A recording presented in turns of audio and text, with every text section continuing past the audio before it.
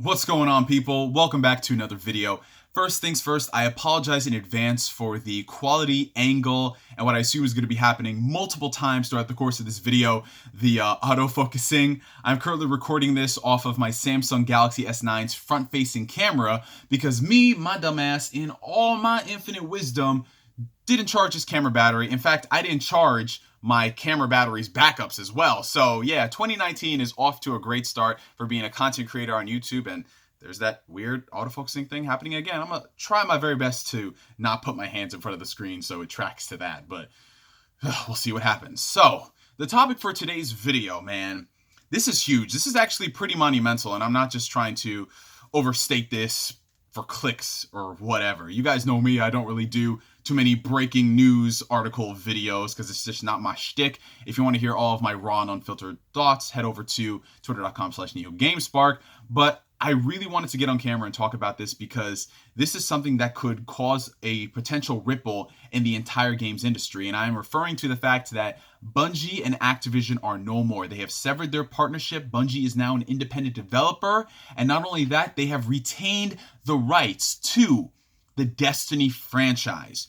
Now, why am I making this video as a person who is not a big fan of Destiny at all? Because it's like poetry, it rhymes. It is so symbolic that this is happening right now when we all called something like this would happen, that it would be a bad idea back in 2010. After Bungie split from Microsoft, they were tired of working on Halo, so they did the smartest thing in the world to do. They signed with another really big publisher who really does not care much for the gamers at all. And by that, I mean Activision. They signed this multi-year deal to create new experiences with a franchise that would end up becoming Destiny. Destiny, their 10-year vision to pour $1 billion into this online MMO, not really MMO, shooter RPG. Yeah, here we are a few years after that, and it's just dead. That partnership, that relationship, done. Don't call me on my cell phone. Now, here's the thing. I am very happy about this. I am very happy that this happened, and I'm not going to throw shade at the fact that Bungie, it's kind of like you knew what was coming when you signed with Activision because of what I'm going to say later on in the video. I am very happy that this split was at least amicable enough. I am very happy that Bungie is independent now, and I'm extremely excited that they have retained the rights to the Destiny franchise. Because if anyone has been following gaming for X amount of years, if you actually care about this shit and you care about these companies and these developers, you've seen that time in and time out, all of these big AAA publishers, whether it's Activision or whether it's EA, they don't give a fuck about these developers. Yeah, they may seem like it, like, oh yeah, we're just hiring to create all these robust experiences and we really care about our community and all this stuff. Just look at just the countless times Activision has screwed over the consumer.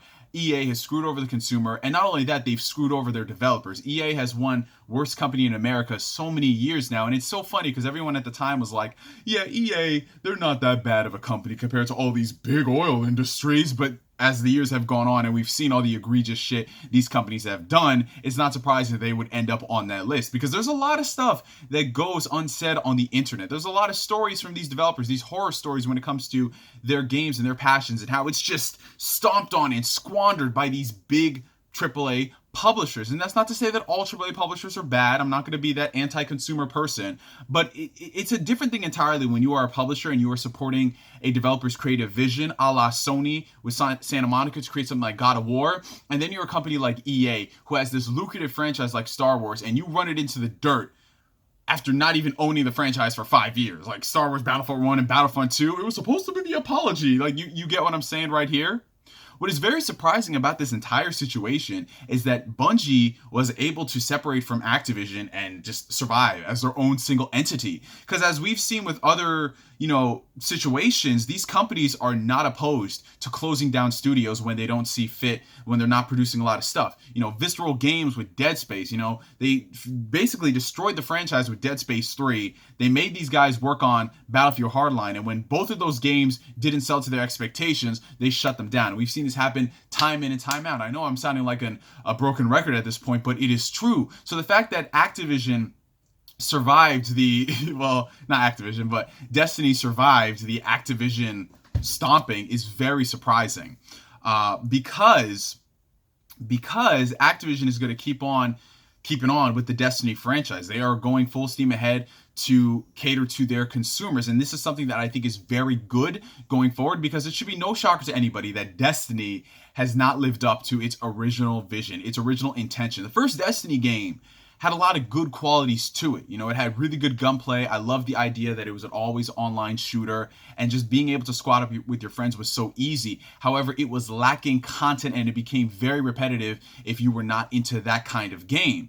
So going forward with Destiny 2, you know, you think it's going to have like the Assassin's Creed 2 effect, the Uncharted 2 effect, where it's going to take all of the user complaints and it's actually going to craft a better game. Yeah, not really. A lot of the same problems that we had in Destiny 1 came to fruition in Destiny 2, and it ended up being that game where it's fun with your friends if you are a casual player, and you have to stay 100% dedicated to it if you are a person who's into it.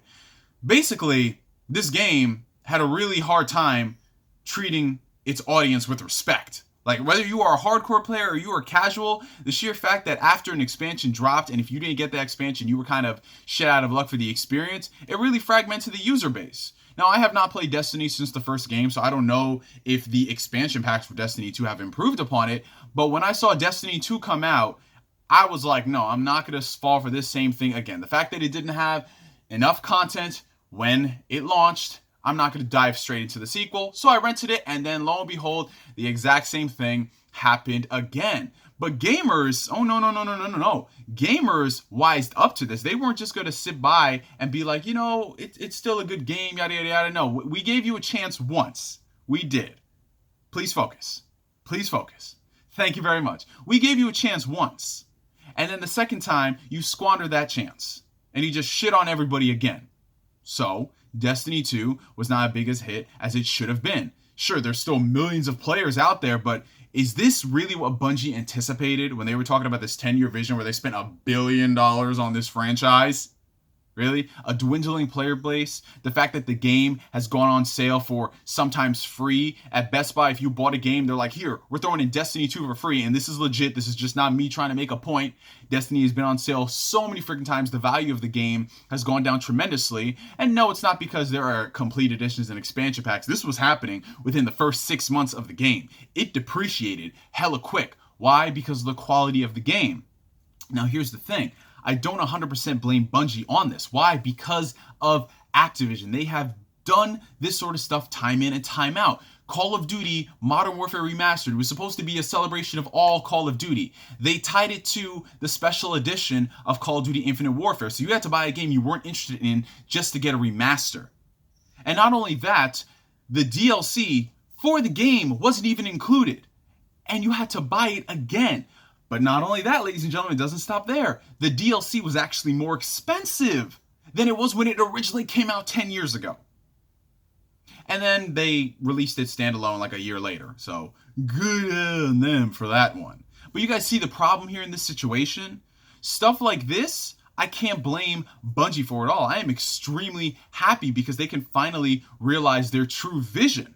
They just got an investment from NetEase last year. They're a Chinese company. They invested $100 million in Bungie. So hopefully this is what they're going to be using to funding the future of the franchise on their own terms. And if they are actually true to their word and they can finally give back to the community, I will be more open-minded to Destiny 3, especially considering it is out of Activision's clutches. Now, what does this mean for the future of the games industry? Well, it means that regardless of how much money you make on a game, whether you have millions of players or active, you are not safe from these AAA publishers, because the second they deem that it's not enough money, that's when they start shutting you down. That's when they start doing all these things to try to recoup all the funds. And I'm just so glad that Bungie was able to get away from Activision. Like, I can't state that enough, because I've seen so many of my favorite developers from last generation before that, get shut down by these companies because they mandated all these things they include in their game. And the second that those games don't sell well to expectations, because we, the gamers, know better than to just buy a game because it has the franchise's name on it. No, if it is a complete bastardization and it's something that we're not expecting, then of course we're not going to go out there and support it. You know? And it sucks because these people have talent. They are very creative. And I'm sure that it hurts us a lot as the gamer, but I'm sure it hurts them even more because this was their baby. They crafted something and they just want to fulfill their vision. And then you have this company come in and say, add in multiplayer. Add in microtransactions. Is there a way in which we can really condense this story so it doesn't really matter and focus all of that time into creating an online-only experience? Ooh, I don't know about this. You say you need 2 years of development for this? Well, yeah, here's 14 months. Work on it in that time and just come back to us. You see, it's about as disappointing as the fact that this thing is still not focusing. I don't know, guys. I've adjusted the settings. It doesn't want to work for whatever reason. So here's what I hope for in the future. I hope some of these companies that are still around, BioWare, who have a lot of the talent to create these fantastic experiences, because we know they have, BioWare, I just really wish that they can receive this treatment and they can just separate from these companies so we could see a potentially good Mass Effect game or a good Dragon Age game or a brand new IP that they're making on their own terms. BioWare. That's all I asked for in this situation, man. But, fingers crossed that Bungie going forward, you guys have a less stressful experience with dealing with Destiny. I know the fans are probably ecstatic about this because they can finally, I guess, get the game that they were promised after they spent, $200, $300+ especially if you're buying like all those special editions. Jesus Christ. And yeah, for now, my name is NGS signing out. Like always, I will catch you guys later. Left-handed spear gun because I didn't want to have to turn off the... Y'all know what I'm talking about.